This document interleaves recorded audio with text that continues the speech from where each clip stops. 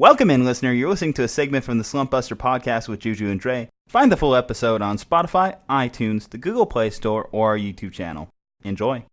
We're still waiting for the last domino to fall with the Cleveland Browns job, but ranking the current hirings, where would you go with it? Yeah, so I guess, one, should we give a rundown of who has been hired? I mean, I'm sure most of our listeners probably already know who's been selected, but it might be good just to remind them.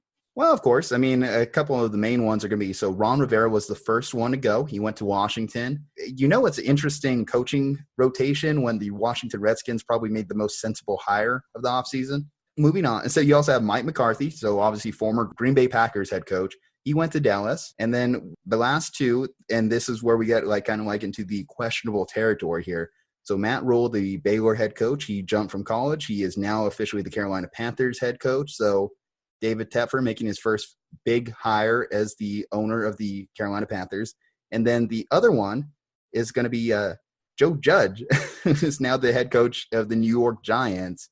He is a former assistant on the New England Patriots coaching staff. He was their wide receiver coach as well as their special teams coach, or at least one of the assistants to work with both, which, again, just brings a lot of interesting questions.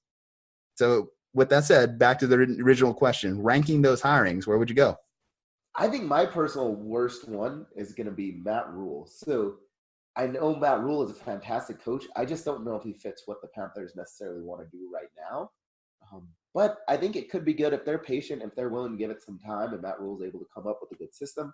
He had some success, and he was able to really resurrect some pretty floundering programs, right? So Temple, and then he moved over to Baylor, and he was able to get Baylor back into prominence, right? So Baylor, back in the days where them and TCU would always be in the Big 12 championships all the time against each other, that was a few years ago, right? And then Baylor sort of took a downturn. Matt Rhule was able to bring him back up sort of into prominence. So I think Matt Rhule is a fantastic coach. But the fact that he hasn't been in the NFL at all, that's why I'm going to go last with that one.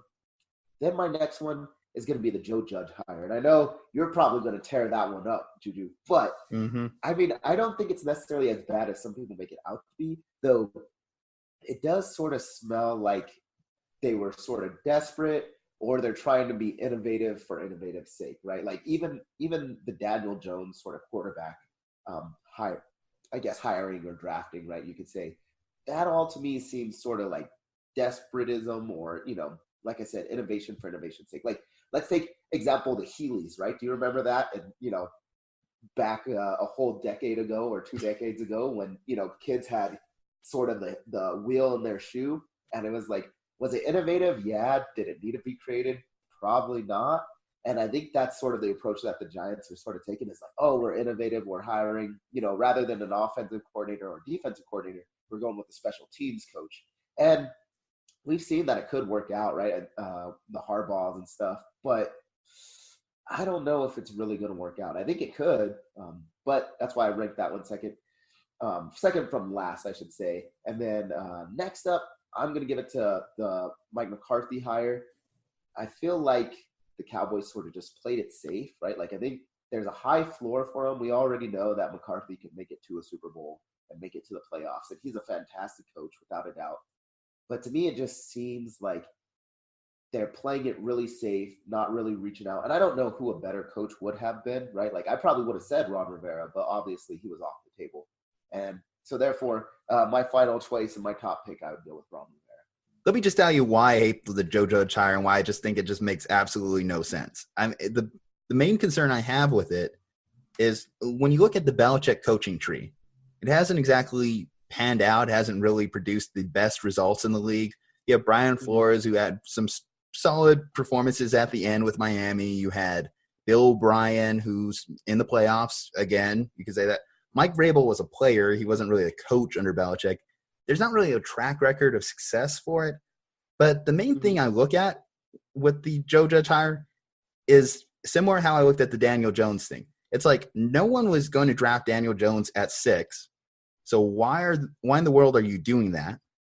And then when it came to Joe Judge, it's just like, okay, a couple hours after the Matt Rhule hiring, they just feel like, oh, man, we got to go hire Joe Judge. It's like no one was going to snatch him up from you. he wasn't on anyone's radar. So why are the Giants going out of their way to just like sign him to a contract as quick as they can? And I mean, there is a huge variation of people that are just like, who the hell is Joe Judge?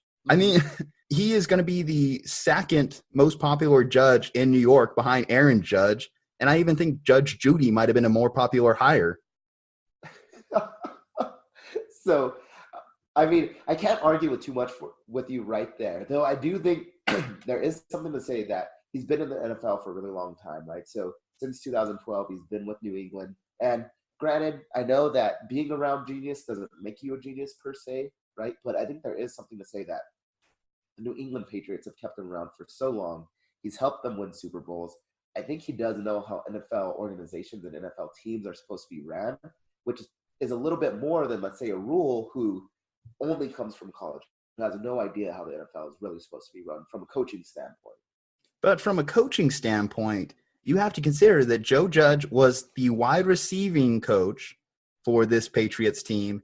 And what was the weakest part of this last Patriots team? Their wide receivers, because behind just Julian Edelman, who was just breaking apart on the field, you had the rookie N'Keal Harry, who just wasn't up to snuff. I mean, Philip Dorsett had his moments, but come on. They couldn't keep Josh Gordon off the weed or whatever the hell he was doing. So, I mean, I think that that's an indictment already on Joe Judge when it comes to his group of players he was working with. You don't have to tell me about Slater and the special teams for the Patriots being up to par, because that unit is always going to be sublime. It's always going to be like a core central part of the team because Bill Belichick runs the entire team. Yeah. I mean, going back to the wide receiver thing, though, is that so much an indictment on Judge, or is it an indictment on the GM and the front office, right, being unable to bring in talent that is well-behaved and that is athletic enough to be able to perform at the wide receiver position? We've seen Mohamed Sanu have success in the league before. You can't look at N'Keal Harry's prospect tape and tell me that guy doesn't have talent. And then, of course, again, Josh Gordon, we've seen his talent in the league as well. And all three of those players underperformed, and they weren't quality players for Brady to have. I mean, we're going to talk about Brady, I'm assume, at some point during this podcast and like his future. You look at who he's throwing to this year, and it was a horrible unit around him or surrounding him. There was no one at the tight end position that was worth throwing to, and that's why people kept trying to pull Rob Gronkowski out of like Dancing with the Lakers cheerleaders. Yeah. No, I mean, I definitely see all your arguments. Like I said, I think that the Giants are trying to be sort of innovative and push the envelope a little bit. But you're right. It does come off as desperate, though. And like I said, it's almost innovation for innovation's sake, right? Rather than, hey, was this actually, a good hire? Did we do our due diligence? Or are we just trying to do something different? And he's been under Saban and Belichick. And that's where I do have the issue with the Joe Judge hire is, to me, it just seems like they didn't do due diligence. And I know there were some coaches that were off the table for sure. But why not explore other options? I'm sure there's great offensive coordinators, defensive coordinators out there. There's other, really good college coaches outside of Rhule that they could have picked up. So that is where I will give them a knock. So I'm a little bit higher on Joe Judge. I'm gonna wait to cast judgment. Well, here's another point on it. When I look at Joe Judge, it's like I look at him like Marshmallow Medley compared to Josh McDaniels, who is legitimate Lucky Charms. I mean, they even look alike, and you're telling me rather than hiring Josh McDaniels, Bill Belichick's real right-hand man, you jump into Joe Judge, who's probably like fourth or fifth on the depth chart? I mean, the thing about it is the Giants are turning into one of those franchises that just has a new coach every other year. They're turning into the Cleveland Browns with it, which is a disappointment because the Giants are one of those perennial blue blood franchises in the NFL. They're currently paying coaches to not be their coach right now. I think Ben McAdoo is still picking up a paycheck from the Giants. I think Pat Shurmur's going to be picking up a paycheck for a little bit from them as well. So you're going to pay two different coaches to not be your coach while paying Joe Judge a low-level salary to be your coach. Yeah. No, I mean, it is a total mess right now. And like I said, the Giants, I think there's just some issues with their front office right now. They really need to take a step back. And this is part of the problem that the Lakers also have, right? And I don't mean to bring up basketball necessarily in a football segment, but the Lakers were operating sort of as a mom and pop, doing just sort of dumb things, right? Rather than doing the due diligence that you're supposed to do in order to run a good organization. And it sort of seems that the Giants are sort of doing that with this Joe Judge hire, the Daniel Jones drafting, all of that stuff. They're not necessarily doing their due diligence to make sure, hey, are we getting the best guy for what we need? Now, granted, that can still work out. It ended up working out for the Lakers. And like I said, things could work out for Joe Judge. I'm not as low on him as you, Ju-Ju, but I can see the arguments. Okay, I'll end the Joe Judge discussion with this. In 3 years, are any of these three pieces still there? Daniel Jones, David Gettleman, or Joe Judge? I think they're sort of stuck with Daniel Jones. They're not. I mean, they could cut him. We've seen first-rounders cut before. Mariota's on his way out. We've seen it, but I think they have some weird allegiance to the I'm saying 3 years. So that would line up with his rookie contract. Yeah, I still think that they keep him around. Even if he's not good, they have this weird allegiance to the Manning family. He looks like a Manning. So I think they'll honestly keep him around, like without doing any like logic to say like, oh, he was fantastic this year, because he had a few good games, right? And we had to apologize to him. And then right away he showed us why we, trashed him in the first place. And so he's had his ups and downs. And even if he stays down for the rest of those 3 years, I still think that New York, they're just operating in a strange way that they're not totally rational right now. It's kind of a shame that both of our New York franchises in the NFL are both just poorly ran at this point. But moving on, like I said, that was going to end the Joe Judge discussion. So when we talk about Matt Rhule, here's why I'm going to counter out. I don't see him as the worst hire of this coaching style. I might actually put him above McCarthy. I think McCarthy was a smart hire, a decent hire for the Cowboys. But I do think the fact that he was a head coach, I think speaks better for his ability to run a team as a whole than it does for Joe Judge. Like when you're focused on one particular room with just a handful of people versus running all three facets of the game as a head coach, I think that's a big part of the job, whether you're at the college level or whether you're at the professional level. Now, when you look at what he's done with Temple, so his first season when they got there in 2013, they were 2-10. When he left Temple in 2016, they were 10-3 and coming off a 10-4 season. So that's pretty good with a team like Temple, right? And then he goes to Baylor. Baylor, his first season, they were 1-11. This year, they finished 11-3. They lost in the Sugar Bowl, but hey, they had a couple of games where they could have beat Oklahoma. If maybe they hold on to that lead, who knows? They're probably in the college football playoffs game blown out by Joe Burrow and LSU. No, I mean, he's definitely a good pickup. I think he was the number one sort of coaching hire that people were talking about coming out of college outside of Lincoln Riley. But I never really thought that Lincoln Riley was going to move out of Oklahoma. I think he's still determined to win them a national championship, which I just don't know if he'll ever get the level of athletes that he needs to win a national championship. But Matt Rhule is by far one of the best college coaches there is. And in my opinion, that's the true sign of how good of a coach you are. Is can you take those programs like a Temple where they've got a really bad record when you take it over, you're not always going to get the top athletes, right? Like I would be very surprised if he was able to even get a 5-star athlete at Temple, let alone a 4-star. And can you still turn it around, right, and get them to a 10-3, right, 10-4 season?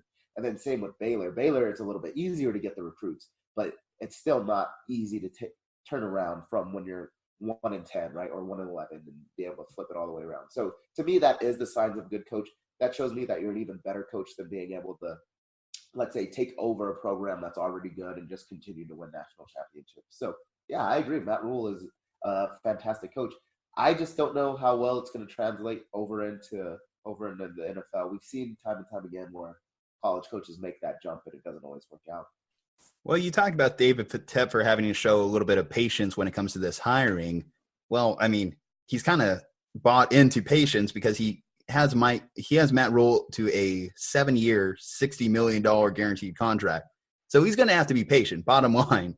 Even if you fire him after year 3, that means you're paying him for another 4 years. So you better hold on and just let him run it like how he wants to run it. The thing is, and I mentioned this when we talked about David Tepper a few weeks ago when we're ranking these jobs, these openings, we don't know what type of owner David Tepper is going to be. Like a lot of people are, he's against the grain. He's like outside the box. But he could very easily be a Dean Spanos. He could very easily be a Mark Davis. Not all new exciting owners are going to be the Rooneys or Robert Kraft. Some of them are just going to be bad. And that's potentially what we could be looking at as David Tepper's first major decision as the Carolina Panthers owner. this could have ramifications that bleed out through the entire organization for the next 10 to 20 years. And his next big decision is what they're going to be doing with Cam Newton. Do you think the Matt Rhule game there means good things for Cam Newton? Do you think that they're going to stick with him? Or do you think that Cam Newton's on his way out because of that? I think they're going to go a totally different direction. Like getting somebody that's not an experienced head coach in the NFL, to me, tells me that they're looking to bring in new blood, in my opinion. And so I think they're going to try to bring in new blood at the quarterback position. And right now, maybe they can keep Cam Newton around just because, like, hey, we sort of have to hold on to an experienced quarterback. But I think they're looking to eventually move off. And we see this all the time, right, is where, you know, you have these teams where they're rebuilding, so they basically gut out the entire team, get rid of the quarterback, get rid of the receivers, get rid of basically everybody. And then it's like, hey, we're just going to rack up draft picks, have our new coach, and then these players are going to grow up basically with that coach. And hopefully they all peak at the same time and the coach becomes proficient at the same time, and it basically results in a Super Bowl. So I think that's what they're looking for. I think they're going to move off of Cam Newton. Okay. I mean, but you brought up an interesting point if they're going to do it this year, because he's still under contract. They could keep him around for this year. And I don't know if they necessarily will get what they want if they trade him off. Like, I don't think the trade value is necessarily there. I don't think Cam Newton has enough like weight to throw around and say, hey, trade me. Right. Yeah. I mean, he's been hurt all season long, right? He hasn't been able to perform quite to his Super Bowl level that he once was. And so, yeah, I don't think that there's really much trade negotiation to happen right there. I think there are teams that would definitely benefit from a Cam Newton. Like, take my team, for instance, the Steelers. I really think if we had just had a decent backup quarterback that can, you know, replace Big Ben, I think we would have been in the playoffs, right? And so there are teams out there that probably would go for Cam Newton. However, how high of a price that they would probably want for a guy that's like a Cam Newton, right? Like an all-pro quarterback, I just don't think that he would fetch the price that they would want for that. Yeah. So before we get into the Cowboys, because I feel like everyone who watches mainstream like sports media has already heard everything to hear about the Cowboys and Mike McCarthy's hire, I do have to have a little bit of praise for the Redskins' decision to get Ron Rivera. I think Ron Rivera is a great hire. And I thought even a better addition to that hire, too, was bringing in Jack Del Rio as the defensive coordinator, because we've seen both of those guys have success in that role. It pretty much like locks in that Chase Young is going to be the number 2 overall draft pick to them, because you have 2 defensive-minded guys. They're going to want their stud. Del Rio loved Khalil Mack when he was the head coach of the Raiders. I'm sure you don't have to convince Ron Rivera how good Chase Young is. But it's going to be interesting to see what those 2 guys do with a young developing quarterback in Dwayne Haskins. Are they going to stick with him? How much run are they going to give him? Because I do think that it's possible that Dan Snyder, the Redskins, could cut bait on Haskins a little bit. Is Alex Smith even going to come back? I hear his name is kind of floating around that he might be back from injury next year, which would be an amazing story, given what we saw, given all that, what that guy had to go through with his infections and everything in his leg and almost losing it. But I don't know. There's decisions to make in Washington. Do you think Dwayne Haskins is the future? Do you think he can survive being with a defensive-minded head coach like Rivera? I think he can. I know it's a little bit early. He's a little bit young, right? And he got into some trouble taking, you know, selfies with fan pictures and, you know, all that stuff. So, but I think that he can. I think I wasn't super impressed by him this year, though some of that could have just been the lack of talent around him, right? Like, we know how important that an offensive line is. We know how important good receivers are. And I just think he didn't have quite enough pieces around him. So I think there's still going to be a few years where they'll give him a little bit of leeway and see, like, hey, if we surround him with actually decent pieces, can he be, you know, the quarterback that he was in college? And so, yeah, I think he'll be around for a little bit. That being said, there's just so many, like, changes that they have at the quarterback position in Washington, right? Like, we saw that they had, 3 quarterbacks on the roster this year. And, you know, I think every single one of them played. And so I think he's going to have to basically prove that he can win the spot. But if they surround him with some pieces, I think he'll be all right. Okay, so that brings it into the last hiring of this last couple weeks here. So Mike McCarthy getting hired by the Dallas Cowboys. So coming out of his year-long seclusion in a barn, which is a weird statement for an agent or a coach to put out that, yeah, I locked myself in a barn and just study analytics for a whole year. Okay, but hey, it worked. He got into Jerry Jones' house. He got to have a slumber party with Jerry. They had a pillow fight, and he got a new contract by morning. Yeah, this is just such that statement right there that you lock yourself in a barn. I mean, I'm just telling you, like, that's how sort of like Mike McCarthy, that's how you know he's sort of old and a little bit out of touch with the players. It's like, you don't lock yourself in a barn, right? That's not what these players are going to gravitate towards. Yeah, that's true. But you know what? I will say this. I don't think it's a bad hiring. I do think that the Cowboys' logic, hey, listen, this guy was 7-3 against us and head-to-head whenever the Packers played the Cowboys.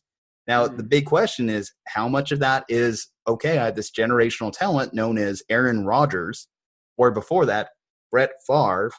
Like, how much of those wins are contributed to those two guys versus McCarthy's impact? You had, like, the stories that come out, like, after his departure of, well, during team meetings, he was getting a massage in his office. Is that a complete indictment on him as a head coach? It's hard to say because at one point, Mike McCarthy was just as innovative as some of these guys we talk about in the league today as far as their offensive minds, what they're bringing to the game. But along the way, he just lost that. He lost Aaron Rodgers' respect. Aaron Rodgers, a bit of a curmudgeon, but he will constantly be out there like throwing plays under the bus. Like if he doesn't like them, calling audibles. And he was doing that to Mike McCarthy a lot in those last few years. So it's hard to really dictate or judge how McCarthy's play calling was because him and Aaron Rodgers just seem to have such a contentious relationship with each other. Yeah. And I think the big point that you point out is that Aaron Rodgers is a generational talent, right? And a lot of people before, Tom Brady won his sixth ring, a lot of people were saying like, hey, maybe Aaron Rodgers is really the GOAT at quarterback and Tom Brady just has more wins and has more rings, right? And so when you have a quarterback that is that talented, it's almost easy to coach, right? Like the team basically coaches itself, right? Your quarterback can do all the work for you. And so that is the one worry that I do have with McCarthy. I mean, I think that he does have some talent, and I think he is a pretty decent coach. But yeah, you're right. Is can he do it with lesser talent, right? Because Dak Prescott is not the same as an Aaron Rodgers. But the team around Dak Prescott, you can argue, is better than some of the teams he had with Green Bay all those years. Yeah, definitely, absolutely. Especially their defense right now. I know it wasn't as good as everybody had thought, but their defense, they still have some really good players that if they're performing to the best of their ability, they definitely can be really good. And then their offense, they've had a good offensive line. Obviously, they got Zeke. They've got Amari Cooper, who I know Amari Cooper, I believe I had heard that he wasn't, super pleased with the way that the season went. So who knows how long he'll be around. But still, you've got some good weapons there. I mean, if Mike McCarthy, like first thing he got in the office, got on the phone with some of the players that he signed up for and said, hey, this is some of the stuff we're planning on doing. We have some new innovative ideas that might be able to get you more involved in the offense, get that going a little bit. I mean, it's going to be interesting. So when we talk about Cam Newton with his throwing motion last year, our concern was how long before Cam Newton reverts back to his old throwing motion, right? Because there's only so long that a guy can go without doing something he's done his whole life. So is this year-long stay in a barn really going to change how Mike McCarthy calls play calling in a 2-minute situation? That's going to be what's going to be the make or break, right? Because you can say, oh, I've been studying analytics. I've been buying in. I've been looking up these new route concepts to bring those in my game plan. But at the end of the day, whenever you're in this make or break situation, you tend to revert back to what you know. Oh, yeah. What I will argue with, though, is I think it's a little bit easier to do when it comes to non-physical things, right? Because physical things, it's almost just muscle memory. Like, that's just what has felt comfortable to you, right? So that's the motion you go with. Whereas this, I get your argument, right? It's still what's comfortable to you. But I think it's easier to make that cognitive decision of hey, I'm going to only call these plays in crunch time, right? And they're only going to be the new stuff. I'm not going to go back to my old stuff. It's a lot easier to, I think, separate it out from whereas if you're physically doing something, that's just the way you've always done it, right? You've sort of got that muscle memory, and so you're going to continue with it. But I do see your argument. I mean, humans, we fall into patterns constantly. I don't think that's any different from how you run a route versus how you think about how a game situation calls for, or what a game situation calls for. And so obviously you mentioned the difference between Dak and Aaron Rodgers. Well, Dak doesn't excel at throwing Hail Marys to bail your ass out at the end of games. Yeah, definitely not. So with that said, I'll just do a quick thing before we kind of mention the Browns thing. How many wins or losses do you think that each team benefits from like their new coaching decision? So like, for example, we have the Cowboys who finished 8-8. Do you think McCarthy's a +1, a +2, a -2? How do you think their win-loss record changes with McCarthy? I think with McCarthy, I don't think that they would have lost to the Jets. And I don't think. No, I'm talking for next year. I know, but I'm just saying, if I were to bring it back to this year, right? Like, I think that they win those matches. So I'm going to give it +2 for Mike McCarthy. So next year, 10-6. Okay, that's fair. What about the Panthers? 5-11, they finished this season, and it kind of went all downhill after Ron Rivera got fired. Yeah, I just think that there's a lot of turmoil still in that organization, and I like Matt Rhule. I'll give him +1 probably. +1? Okay. I thought you were going to go completely the opposite direction and say they were drafting in the top 5. Okay, the Redskins and Giants. Redskins and Giants. Redskins, I'll say +3. I mean, I think that they can get a lot better. So from a 3-13 to a 6-10. Okay, that's reasonable. Yeah, and then we have the Giants who finished 4-12. I'll go +1 again on this one. I think I do. You're being very generous. You didn't go minus on anyone. I did not go minus on anybody. I think they're all pretty good coaches. Like I said, the Joe Judge one, I'm not certain about. I'm higher on him than you, Ju-Ju. I'm excited to see what happens, right? Like I said, this to me it seems sort of like an innovative approach. However, I'm hoping it's not like a desperate innovation of like we just got to come up with something. So I'm being generous. I'll say +1.